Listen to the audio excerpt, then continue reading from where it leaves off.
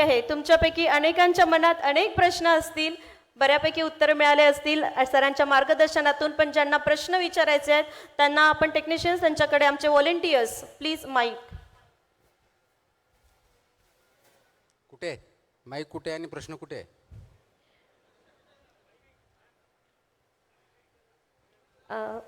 नाव सांगा आणि पटकन तुमचे प्रश्न घ्या. ते समोर समोर दिसतंय ते.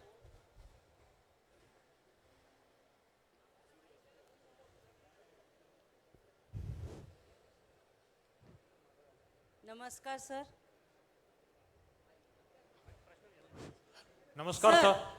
एक मिनिट त्यांचं होत आहे. आजच्या शालेय वातावरणामध्ये, शालेय जीवनामध्ये 2.5 वर्षाच्या मुलापासून प्री प्रायमरी स्टेजला जो मोबाईल दिला गेला प्रायमरी लेवलला, तो योग्य आहे का?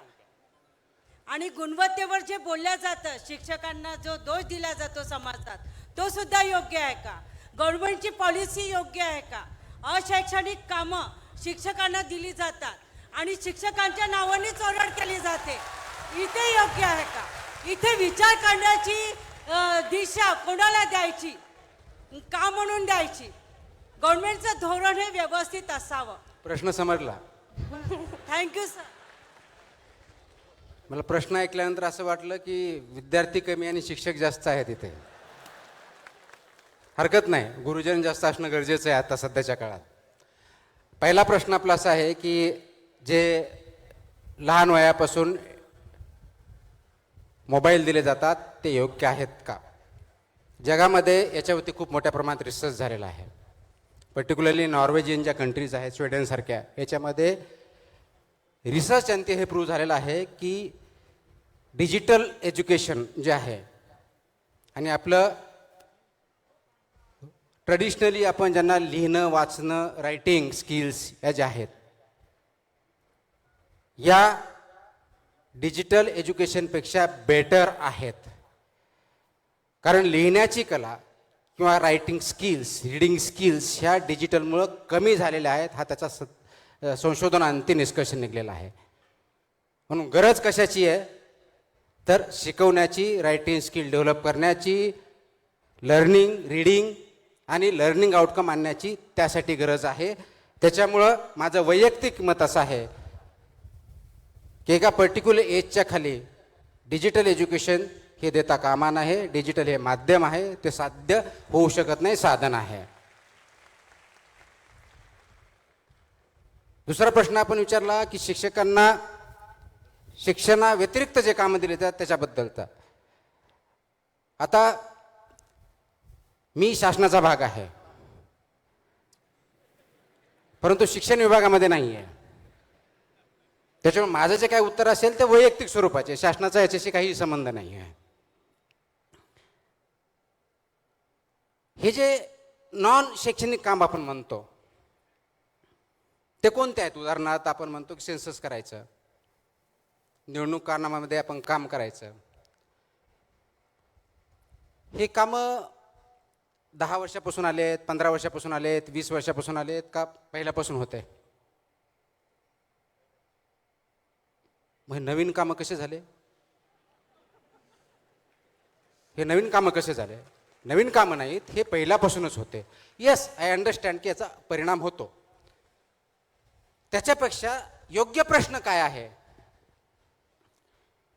कारण मी जिल्हा परिषदेला CEO म्हणून 2 ठिकाणी काम केलेलं आहे, महानगरपालिका 3 ठिकाणी म्हणून काम केलेलं आहे, जिल्हाधिकारी म्हणून 2 ठिकाणी काम केलेलं आहे.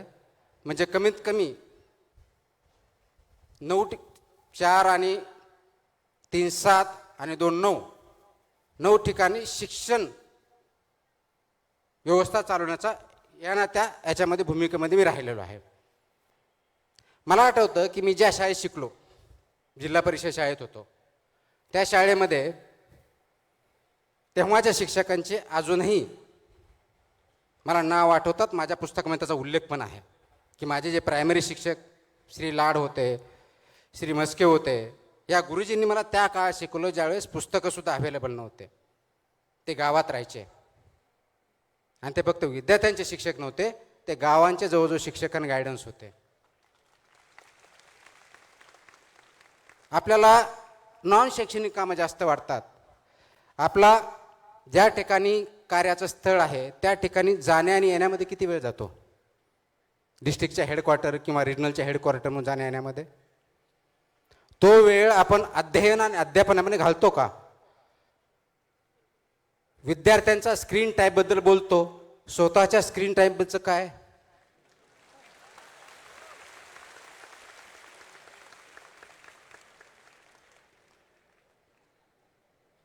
म्हणूनच मी मगा म्हटलं प्रवाह योग्य आहे का हा प्रश्न विचारा. दुसरा चुकतोय म्हणून मी एक चूक केली, दोन्ही चूक म्हणून एक बरोबर असं कधीच होत नसतं. शिक्षक म्हणून तुम्ही समाजाला दिशा दाखवण्याची, समाज घडवण्याचं दायित्व तुमच्यावरती आहे. समाज म्हणून समाजाचा आहे. परंतु फक्त शिक्षकांना दोष देतात, जेवढं चुकीचं आहे तेवढंच ते बरोबर पण आहे. कारण दिवसातले काही तास विद्यार्थी ह्या शाळेत असतो, बाकीचे तास तो कुटुंबाबरोबर किंवा समाजामध्ये असतो. म्हणजे विद्यार्थी किंवा समाज घडवताना समाज, कुटुंब आणि शाळा हे तिन्ही गट कमी जास्त प्रमाणात पर्सेंटेज कमी जास्त असेल ते सर्वजण जबाबदार असतात. मग या केसमध्ये कोणता घटक किती कमी किंवा जास्त ही बघण्याची आता वेळ नाही आहे. वेळ ही आहे की तिघांनी मिळून योग्य त्या दिशेनं आपला जो ओढा आहे, जो झरा आहे, जो प्रवाह आहे तो चाललाय का चुकीच्या जनते चाललाय याचा विचार करून योग्य ठिकाणी वळण देण्याची आणि त्याच्यावर चालण्याची गरज आहे. ती शिक्षकांनी आणि समाजाने आणि कुटुंबाने जर घेतली तर हे प्रश्न मला विचारण्याची किंवा समाजाला विचारण्याची गरजच पडणार नाही.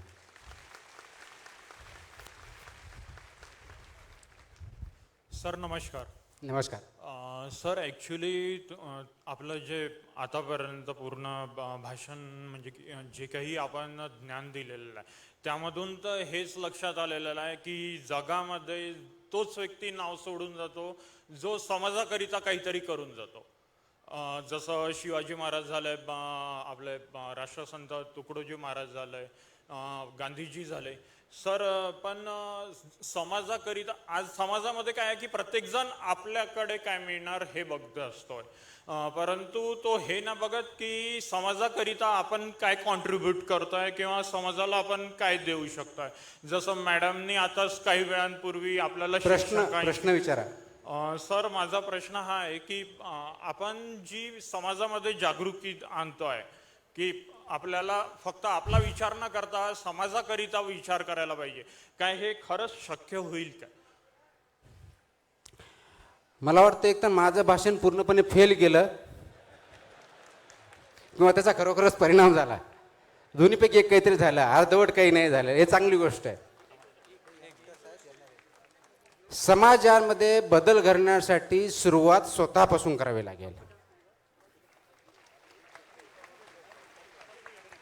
मला दुसऱ्याला उपदेश करण्याचा त्याच वेळेस हक्क राहतो ज्या वेळेस त्या उपदेशावर मी स्वतः अगोदर चालत आहे. जर मी त्या प्रिन्सिपलवरती त्या तत्वावरती चालत नसेल तर तुम्ही असं करा म्हणण्याची माझ्यात ताकद नसते, मॉरल नसतं. तो फक्त खोकला असतो. समाजामध्ये खोकलणारे भरपूर असतात, कुटुंबातही असतात. आत्ताचंच उदाहरण द्यायचं झालं, काल परवा मी एक आदेश निर्गमित केले की शाळा आणि शाळेच्या 50 मीटरच्या अंतरावरती आपले जे HFSS ज्याला प्रॉडक्ट म्हणतो, high fat salty sugar products विकायचे नाहीत, विद्यार्थ्यांना खाऊ द्यायचे नाहीत. त्याच्यावरती चर्चा बऱ्यापैकी सुरू झाली. त्याच्यामधला असा एक प्रश्न आला, शाळेतला कॅन्टीन पुरतं ठीक आहे हो, पण 50 मीटरची काय गरज होती? बरोबर आहे. आणि याच्यावरती काही टीका झाल्या, काही जणांनी अप्रिशिएट केलं. या दोन्ही बाजू माझी ऐकण्याची तयारी पाहिजे. कारण मला जर समजून घ्यायचंय तर मी ऐकून घेण्याची तयारी पाहिजे. हाच प्रश्न कधी काळी 10-20 वर्षापूर्वी ज्यावेळेस सिगारेटला, तंबाखूला शाळेपासून 500 मीटरपर्यंत विक्रीची बंदी आहे त्यावेळेस पण हाच चर्चेला गेला होता.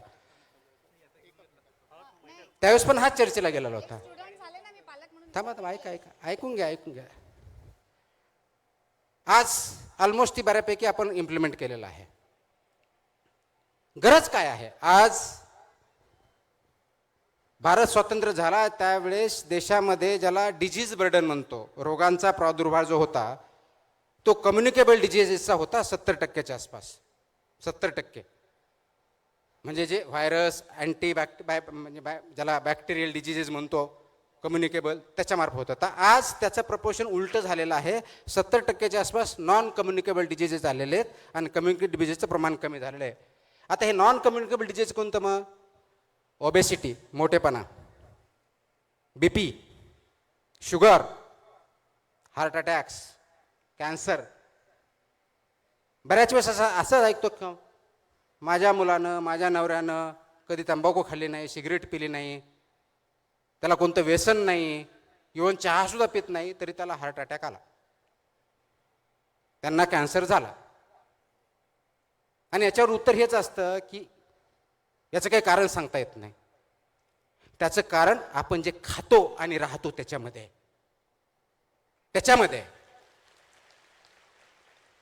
हे जनरली मला माहीत होतं, पण ह्या पदावर आल्यानंतर जरा जास्तच माहीत झालं की दुधापासून, वड्यापासून, बाजरीपासून, तेलापर्यंत असा एकही पदार्थ नाही की त्याच्यामध्ये भेसळ आढळत नाही.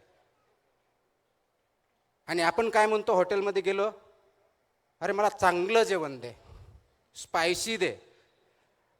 इकडे तर्री पण काहीतरी इकडे एक मोठा प्रकार आहे, ते दे. नागपूरला तर कोणतं ते चिकन काय असं, सावजी. म्हणजे सावजी जर माझ्यासारख्या माणसांना खत करून 1 महिन्यात हॉस्पिटलमध्ये जाईल अशी परिस्थिती आहे. ते आपण खातो. म्हणजे काय? Oily, fatty, salty, sugary. तुम्हाला हार्ट अटॅक येणार नाही तर काय, तुमचं हार्ट अजून दुसरं तयार होईल. आणि ते विद्यार्थ्यांमध्ये खूप मोठ्या प्रमाणात वाढलंय. म्हणून गव्हर्नमेंट ऑफ इंडियाने 2020 मध्ये हे आदेश काढले. 2021 पासून त्याची अंमलबजावणी ऑलरेडी सुरू झालंय. मग आता जो प्रश्न होता शिक्षकांचा, त्याची जबाबदारी शाळेवरची आहे, मुख्याध्यापकांची, शाळेची. त्याचं इम्प्लिमेंटेशन होत नाही. म्हणून मला वेगळ्या पद्धतीने ते आदेश काढून ते इम्प्लिमेंट करण्यासाठी आपण प्रयत्न करतोय. कारण पुढची पिढी ह्या NCDला बळी पडू नये हा त्याच्या पाठीमागचा उद्देश आहे. आणि ते जर व्हायचं असेल तर फक्त माझ्या आदेशाने होणार नाही. त्याच्यामध्ये शाळा लागतील, पालक लागतील, आमचं डिपार्टमेंट लागेल, एज्युकेशन डिपार्टमेंट लागेल, सगळ्यांनी मिळून करायचं आहे. म्हणून आता हे बरेच जण म्हणतात माझी मुलंच ऐकत नाही, मुलांना नाही म्हणलं तर ते खातच राहतात. आता तुम्ही TV बघत कोल्ड्रिंक पित राहणार आणि मुलाला सांगणार की तू कोल्ड्रिंक पिऊ नको. म्हणजे माझा सांगण्याचा मुद्दा एवढाच आहे की मला जर तो अधिकार नाही आहे तर मी दुसऱ्याला सांगू शकत नाही. म्हणून तुम्हाला ते अगोदर अंगीकृत करावं लागेल, ते जगावं लागेल, तर आणि तर दुसरा उद्देश करू शकता. समाजाला पुढे न्यायची ही तुमची भावना असेल, पण जोपर्यंत तुम्ही तिचे विचार आणि स्वतःच्या आचरणात आणणार नाही तोपर्यंत समाजाला पुढे जाण्याचं स्वप्न तुम्ही किंवा मी बघू शकत नाही. थँक्यू.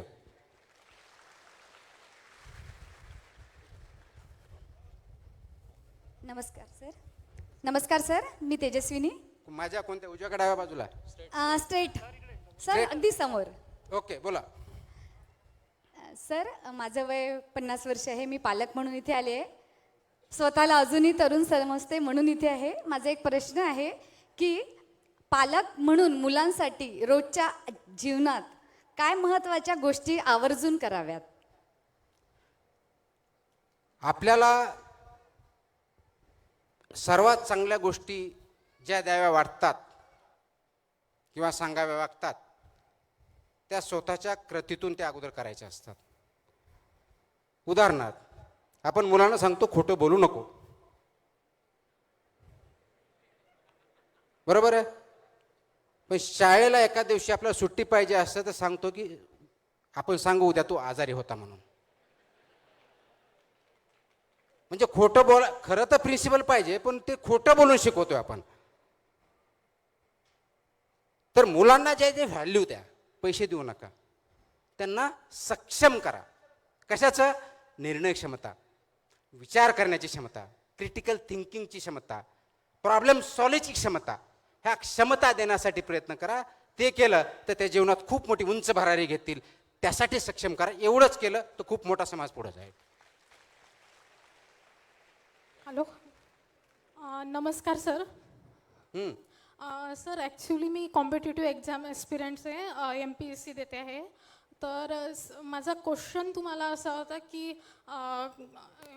अपयश जे येत आहे एक्झाम देताना, सतत अटेम्प्ट देताना जे अपयश येतं 1-2 मार्कांनी आपला अटेम्प्ट हुकतो आणि आयोग वेगवेगळे निर्णय घेतात. म्हणजे आता 2026ची ग्रुप सीची एक्झाम आहे ती सध्या तरी थोपवली आहे, पण 2027ला नॉर्मलायझेशन पद्धत अवलंबण्यात येणार आहे.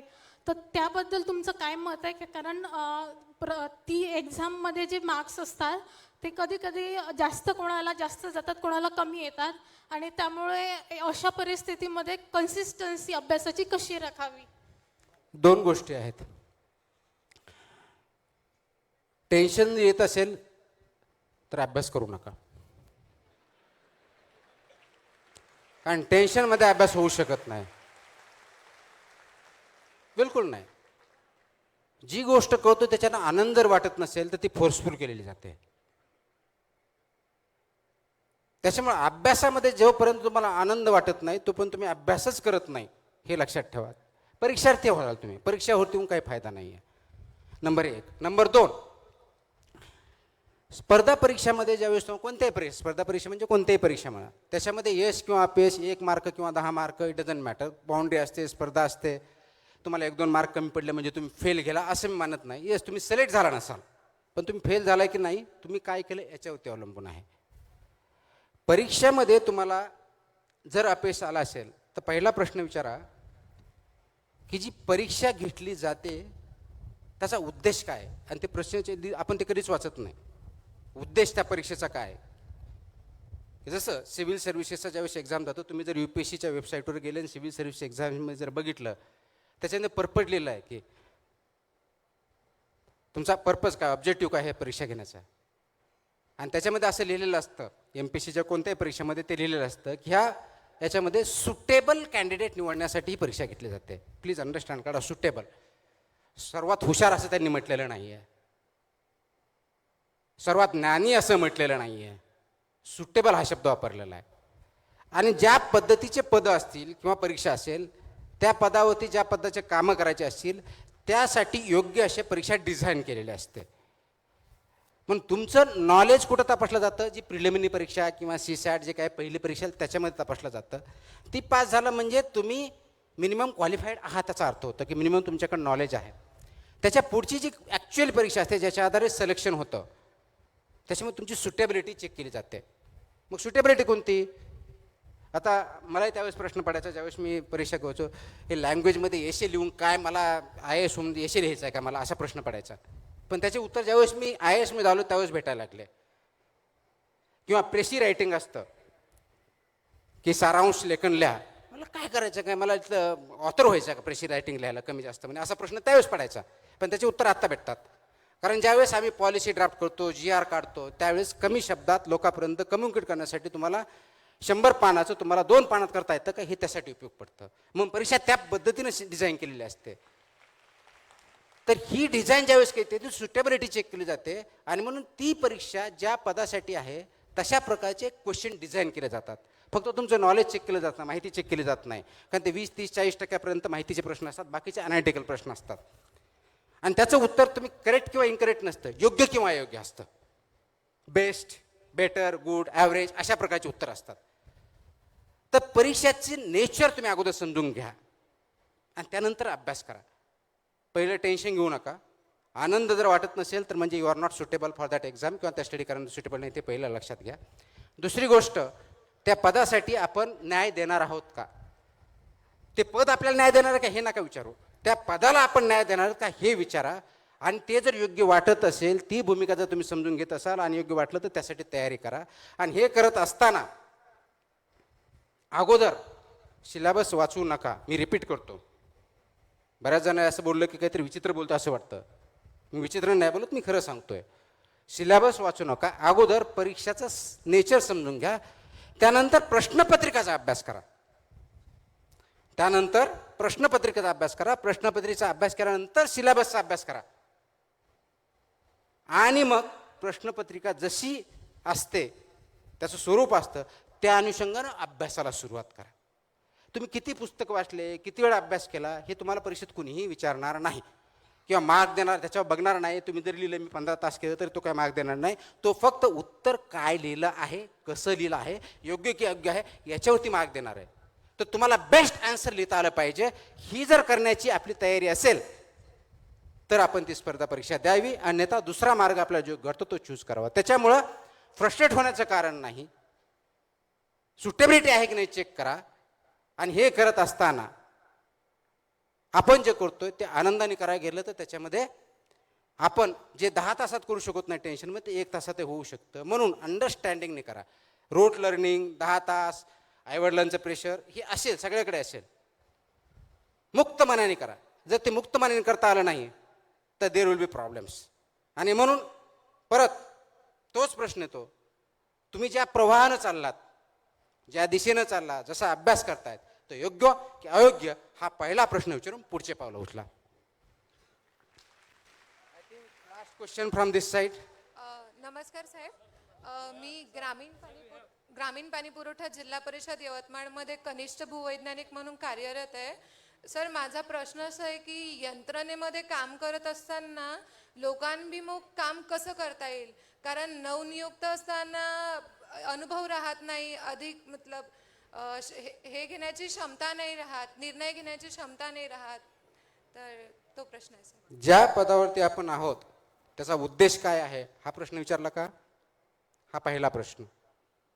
ठीक, काम तुम्ही कराल, फाईल आल्या, तुम्हाला वरिष्ठांनी काम सांगलं, GRने सांगितलं एवढ्या फाईल करा वगैरे वगैरे केलं, ते काम झालं. त्या पदाचा उद्देश काय? समजा वरिष्ठ भूवैज्ञानिक आहात आपण, तर मिनरल प्रोटेक्ट केलेत का? पाण्याची पातळी वरती आली आहे का? पाण्याची क्वालिटी व्यवस्थित आहे का? वॉटर कन्झर्वेशन होतं आहे का? हा रोल आहे. तो रोल आपण आयडेंटिफाय करून त्या दृष्टीने जर काम करायला सुरुवात केली तर अडचणी येतील. मग तिथंच तर आपलं कॅरेक्टर सिद्ध होतं. फ्लो योग्य की अयोग्य, दिशा योग्य की अयोग्य, आपण घेतलेला निर्णय योग्य की अयोग्य. कुणीतरी टीका करतंय म्हणून त्याच्यामुळे बघायचं नाही, योग्य की अयोग्य बघायचं. आणि ती आपल्या भूमिकेशी सुसंगत, आपल्या म्हणजे त्या पदाच्या भूमिकेशी सुसंगत आहे का हे जर बघितलं तर बऱ्याच प्रेशरला आपण टाळू शकतो, कन्व्हिन्स करू शकतो.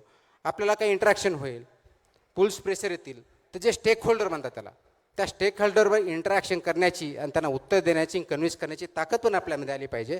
आणि ती त्याच वेळेस येते ज्यावेळेस आपल्यामध्ये मॉरल करेज असतं, नीतिमत्ता असते. ती नीतिमत्ता राखली आणि राईट अप्रोच ठेवला तर त्या प्रश्नाचे उत्तर ऑटोमॅटिक भेटतील. Last question. Yes here.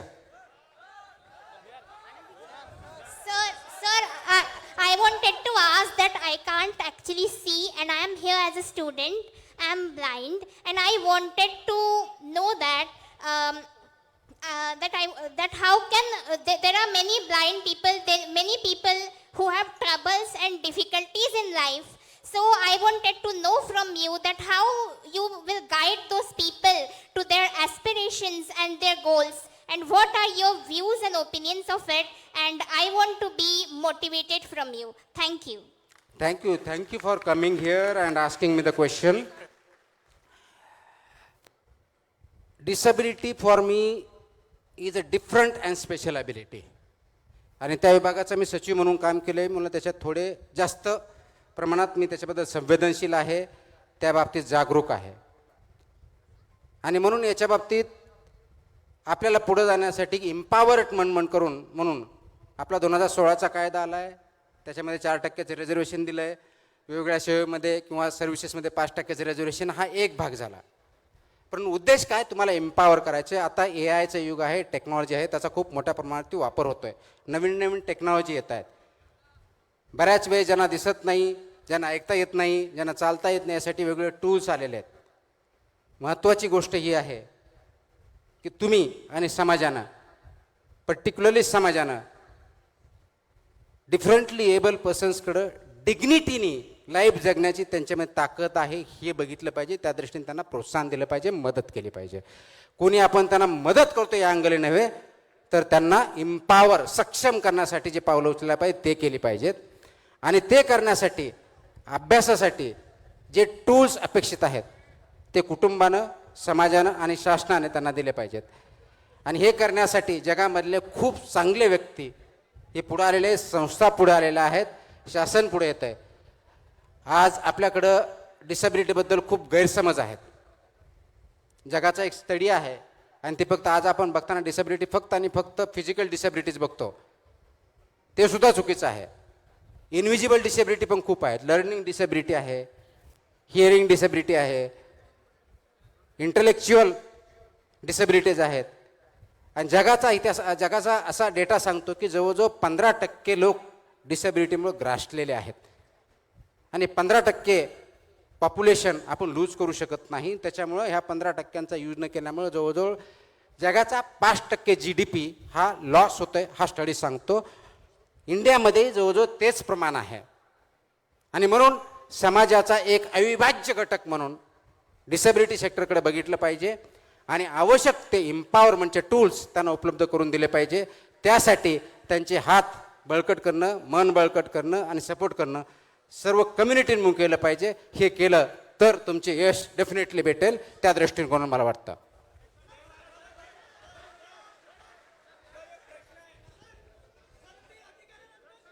आपण लवकरच सर पुन्हा एकदा तुमच्या सगळ्यांचं प्रेम बघून अमरावतीत येतो म्हणाले आहेत. आपण लवकरच पुन्हा एकदा संवाद Thank you. आपण भेटूया नंतर. Thank you. तरुणाशी पार्ट 2 घेऊ.